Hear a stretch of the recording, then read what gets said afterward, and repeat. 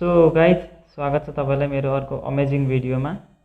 आजको एडिटिङ चाहिँ नि एकदमै स्पेशल हुनेछ।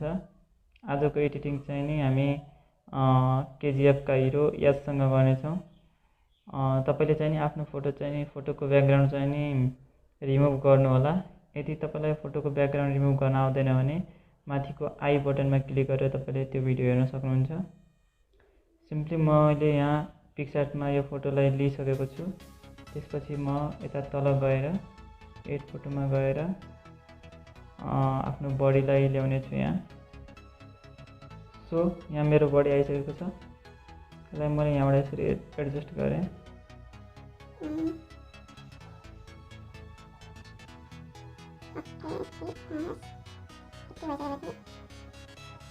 ओके, यति भइसकेपछि सिम्पली यहाँ इरेजरको टुल देख्न सक्नुहुन्छ।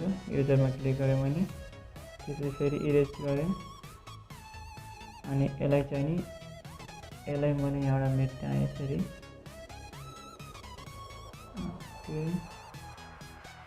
राइट गरेर यसको ओपासिटी हल्का कम गरेर फेरि इरेजमा गएर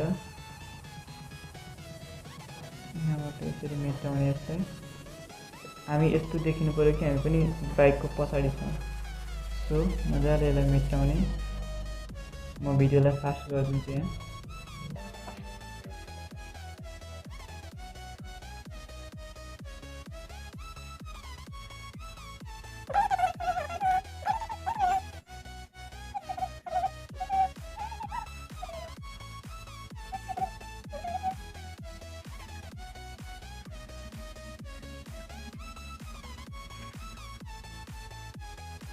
ओके, लगभग मेरो यो भइसकेको छ। म फेरि चेक गर्छु यसलाई पोजिटिभ फुल गरेर।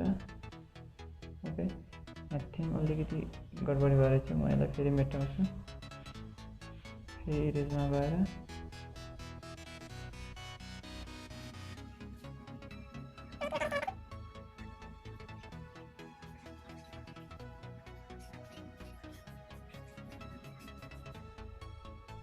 ओके गाइज, हाम्रो यो एडजस्ट चाहिँ नि भइसकेको छ। अब यसलाई चाहिँ नि ओके यति भइसकेपछि हामी तल आउने। त्यसपछि ड्र टुल फेरि ड्र। त्यसपछि हामीले यहाँ स्याडो बनाउँछौँ। पेन्सिल सेलेक्ट गरेर यहाँबाट यसको साइज कम बढी गराउने। त्यसपछि ओपासिटी कम, हार्डनेस चाहिँ पुरै 0। त्यसपछि यति सेट गरिसकेपछि तल यहाँ चाहिँ हामीले अब यहाँ स्याडो बनाउँछौँ। साइज हल्का कम गरेँ। ओके,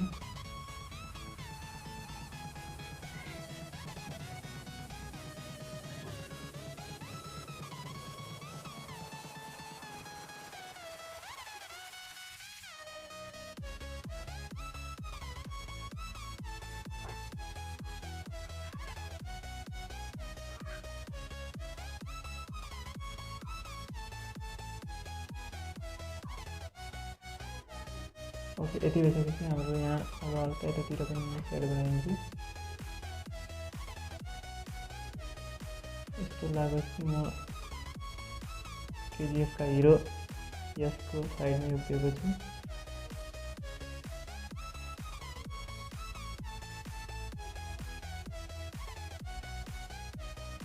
ओके, हाम्रो फोटो एडिट भइसकेको छ। त्यसपछि म कलर ग्रेडको लागि यसलाई लाइटरुममा लैजान्छु। लाइटरुम ओपन भइसकेपछि यहाँ देख्न सक्नुहुन्छ एड फोटो गरेको अप्सन छ। त्यसपछि यो टप भएपछि सिम्पली हाम्रो फोटो सिलेक्ट गर्ने। ओके, त्यसपछि वान फोटो सक्सेसफुली इम्पोर्टेड भनेको छ। फेरि अल फोटोमा जाने अनि हाम्रो फोटोलाई सिलेक्ट गर्ने। त्यसपछि अब हामी यहाँ एडिट गर्नेछौँ। एक्सपोजरलाई हल्का कम, त्यसपछि हाम्रो कन्ट्रास्ट हल्का बढी, हाइलाइट्स यति छ। ओके, लाइट ब्ल्याक लाइट राख्ने मैले। त्यसपछि हाम्रो नेक्स्ट टुल टेम्परेचर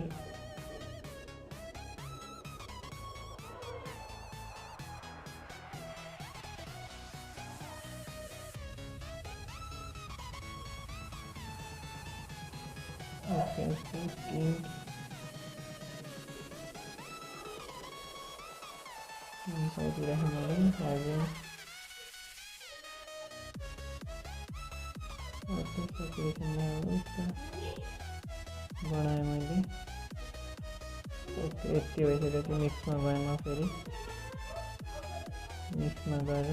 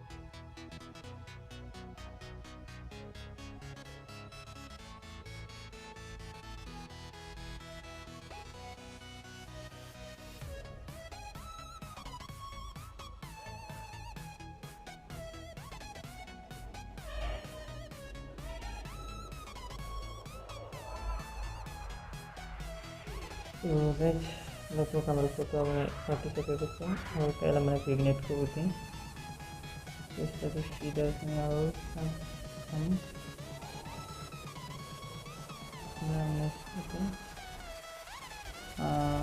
त्यसपछि क्ल्यारिटी